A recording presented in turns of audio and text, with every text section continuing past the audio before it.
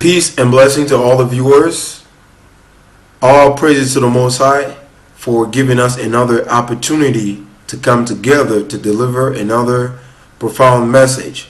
So today's lesson is going to be on modern day Babylon the Great, mother of harlots. So basically, many people have their own perception on who Babylon actually is. Some people think that Babylon is America, and other people think otherwise. But today we're going to delve into the scripture and do a little bit of research to find out exactly what Babylon represents. So without further delay, let's get into it.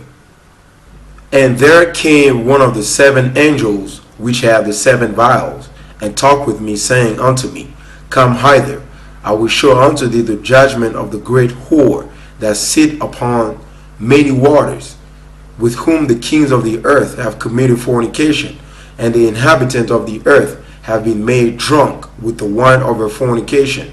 So he carried me away in the spirit into the wilderness, and I saw a woman sit upon a scarlet colored beast full of names of blasphemy, having 7 heads and 10 horns. And the woman was arrayed in purple and scarlet color, and decked with gold and precious stones and pearls, having a golden cup in her hand full of abomination and filthiness of her fornication. And upon her forehead was the name written, Mystery, Babylon the Great, the mother of harlots and abomination of the earth. And I saw the woman drunken with the blood of the saints and with the blood of the martyrs of Yahushua. And when I saw her, I wondered with great admiration. And the angel said unto me, Wherefore did thou marvel? I will tell thee the mystery of the woman and of the beast that carry her, which have the 7 heads and 10 horns. So basically, this is the passage or the paragraph regarding Babylon. So now what we're going to do, we're going to break down this passage piece by piece in order to determine what Babylon actually represents. And the woman which thou saw is that great city which reigned over the kings of the earth. So this is the verse that we're going to start out to break down the passage that we just read. So he says that the woman actually represents a great city that reigned over the kings of the earth. So after doing a lot of research, I've found out that the great city that the scripture is referring to is actually Rome. Is the city of Rome, also known as Italy in Europe. So it's a European city that is actually referring to. So now let's research Rome in the scriptures. So now if you open the book of Joshua, for those who don't know the book of Joshua is actually part of the Bible, and it was removed out of the Bible for some reason. So the book of Joshua is actually mentioned in the Old Testament in several passages in the Old Testament. For example, in Joshua chapter 10, verse 13, the book of Joshua is mentioned over there. And in 2 Samuel chapter 1, verse 18, the book of Joshua is also mentioned there, and other various passages in the scriptures as well. So Joshua actually means Yasser. That's what it means. It's an African name. For the record, it's not Joshua, but it's Yasser. It's an African name.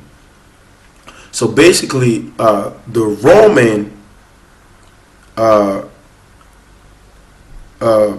word Rome or Roman is not written in the Old Testament or in the 16th book that was given to us in the Old Testament. So if you research Rome in the Old Testament, you're not going to find it. But if you research Rome in the book that was removed, like the book of Yasser, you're going to find the name Roman under the name of Chetan. Let me say it again. The word Roman or Rome is found under the name of Chetam in the book of Yasser. So if you open Isaiah chapter 23 and verse 1, you're going to find the word Chetam over there. So Chetam actually represent Rome's. Chetam represent Rome's. But when you open the book of Jasher, the chapter 10, verse 16, it actually confirmed that Chetam is Rome. And it reads as follows. And the children of Chetam are the Roman, who dwell in the valley of Canopia by the river of Tiber. So the Romans are the children of Chetam, who dwell in the valley of Canopia by the river of Tiber. So I want you to keep that river of Tiber in mind as we continue reading down. And the children of Chetam continued their pursuit of Edom, and they smote them with a great slaughter, and Edom became subject to the children of Chetam. And the children of Chetam ruled over Edom, and Edom became under the hand of the children of Chetam, and became one kingdom from that day. And from that time they could no more lift up their head, and the kingdom became one with the children of Chetam. So basically, Rome is the mixture of the children of Chetam and the children of Edom, or the Edomites. And y'all know that Edom is actually is also known as Esau. Esau is Jacob's brother. Esau became known as the Edomite. So for those who just come into this knowledge. So both of these people became one nation, and they became known as the Romans. The Romans are actually the children of Chetam mixed with the Edomites, and they became one kingdom. So that's a very important passage that I want you to keep in mind. And that's one of the reasons why they were removed. They removed the books out of the Bible. So now let's continue with the breakdown of Babylon. So now we already know that the woman, or the great whore, is actually a great city, and this city is tied with Rome, or Italy, and he reigns over the kings of the earth. And as a matter of fact, the Rome actually had the Roman Empire was one of the greatest and most influential civilization in the world, and y'all know that. And Esau is still controlling the world to this day. Esau is controlling the world to this day, under the authority of Satan.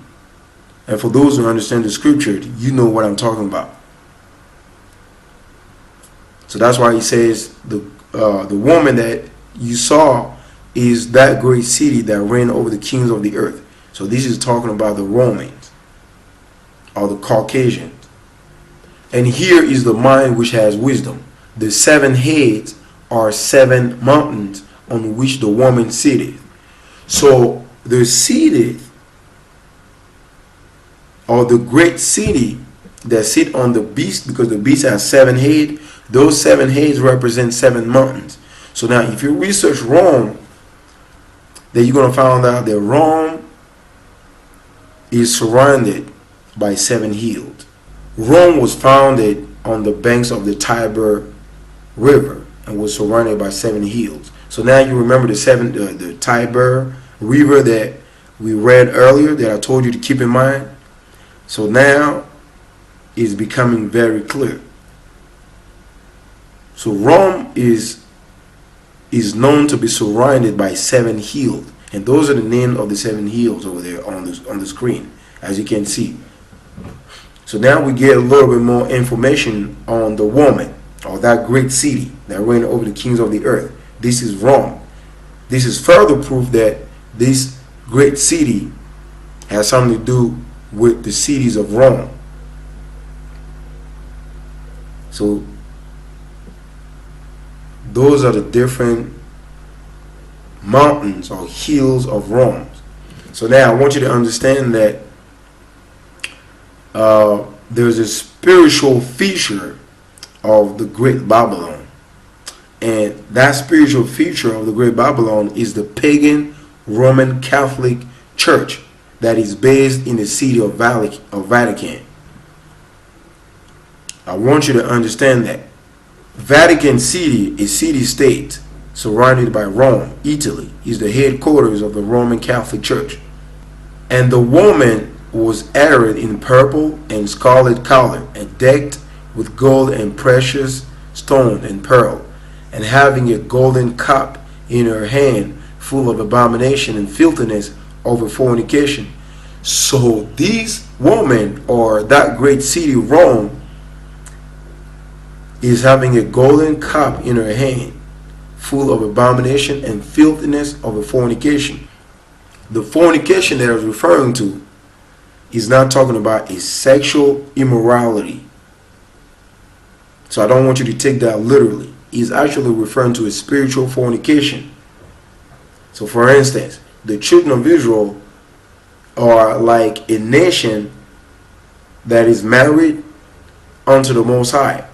So anytime the children of Israel go off and worship other gods, they're actually committing a fornication because they're worshiping other gods. So this fornication is a spiritual fornication. So that's what we're referring to, because they're worshiping Satan and doing the satanic worships and satanic rituals. That's what we're referring to. And he said unto me, the waters which you saw where the whore sits are people and multitude and nations and tongues.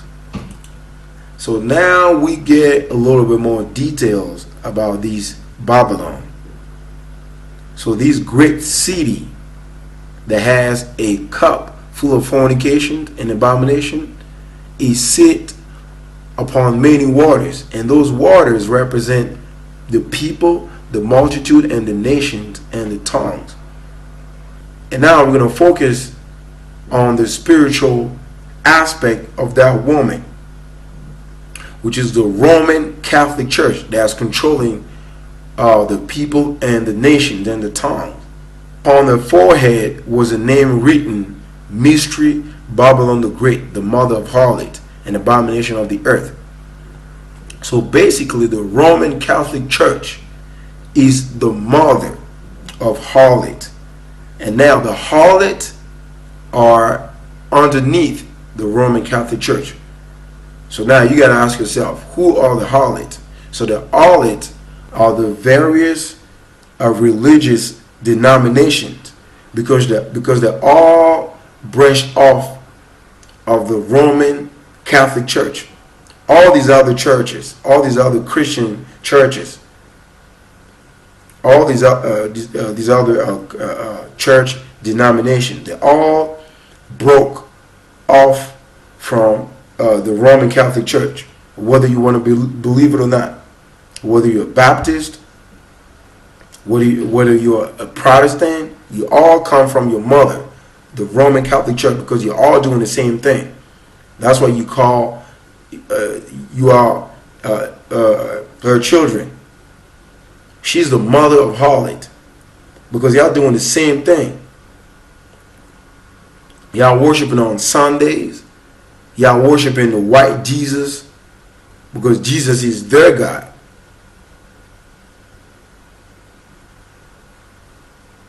So y'all doing the same thing as their mother.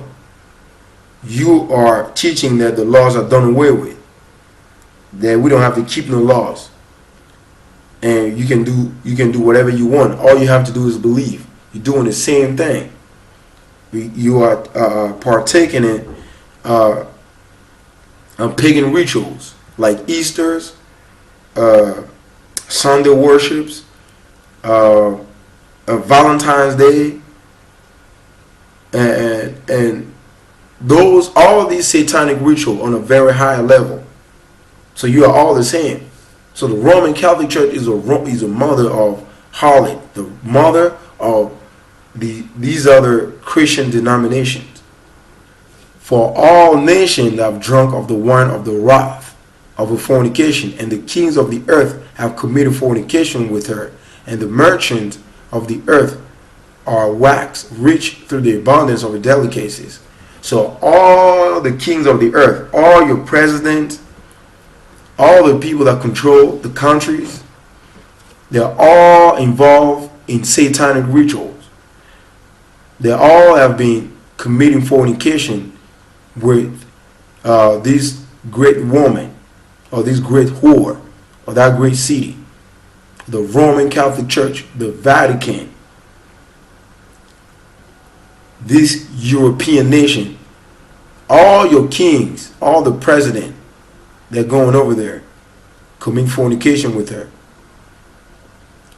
You don't want to trust these people. Anything that has to do with the Roman or the Roman Catholic Church has to be dealt with skepticism. It has to be dealt with skepticism. And all the merchants of the earth, all the people that using the name of Christianity to make money, all the pastors, all the so-called priests, all the so-called Christian prophet, all of you have been made rich through the abundance of the delicacies, because you're going around and teaching the same thing to the people of God across the globe, talking about Jesus, white angels, that we don't have to keep no commandments. You're doing the same thing as your mother, because you are a prostitute, spiritual prostitute. That's what you are. All the presidents, man, just in case you don't know it. I saw the woman drunken with the blood of the saints and with the blood of the martyrs of Yahushua. So during the time of the Romans, many believers were constantly killed for practicing their beliefs in Yahushua HaMashiach. And some of them were beheaded, and others were thrown in the lion's dens. So if you research Rome, it is actually filled with the blood of the martyrs of Yahushua. Why? Because they're the same people that killed him. They're the same people that hang him on the tree. For he shall be delivered unto the Gentile, and shall be mocked and spitefully entreated and spitted on. They're the one who killed the Messiah. That's why they don't want to have anything to do with the people that follow the Messiah. I'm not talking about the Jesus that you're worshiping today, because this Jesus you're worshiping today has nothing to do with the Messiah at all. Remember the word that said unto you, the servant is not greater than his Lord. If they have persecuted me, they will also persecute you. If they have kept my saying, they will keep yours also. You see, the servant is not above his master. If they persecuted me, they will persecute you. That's what the Messiah said. And that's what eventually happened. Rome is filled with the blood of the martyrs of Yahushua, and the blood of the prophet, and the blood of the saints. And when her masters saw that the hope of their gains were gone, they caught Paul and Silas, and they drew them into the marketplace unto the rulers, and brought them to the magistrates, and said, These men, being Jews, do exceedingly trouble our city, and teach customs which are not lawful for us to receive, neither to observe, being Romans. So this is Paul being brought to the magistrate after healing the daughter of some Gentiles or Roman. So you would think that it would be some good for Paul to be casting out demons. So the daughter of this master was having a spirit of divination on her.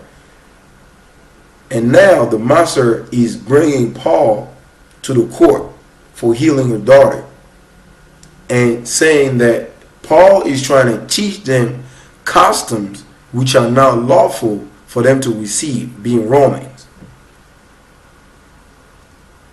So what does that tell you? That the Roman never wanted to have anything to do with the Messiah or with the Most High. He said it is not lawful for us to receive God's commandment, being Romans. This is further proof that the Roman Catholic Church is the mother of harlots. And I heard another voice from heaven saying, "Come out of her, my people, that ye be not partakers of her sin, that ye receive not of her plagues." So this is the Most High giving a warning to the children of Israel, to you Negroes out there who are still hanging your hats to Christianity. Come out of her, my people. In other words, he's saying, come out of her, you Negroes, that you be not partakers of her sins, because her sins have reached unto heaven. And the Most High is about to be put the plagues, or to bring the plagues upon her. So now it's time for you Negroes to let go of those pagan religions, those pagan Christianity, and come back to the Most High. Come back to the true knowledge of the Most High. And keep your commandment, so you don't receive her plagues. So hopefully you've been edified. And on that note, I say peace and blessing.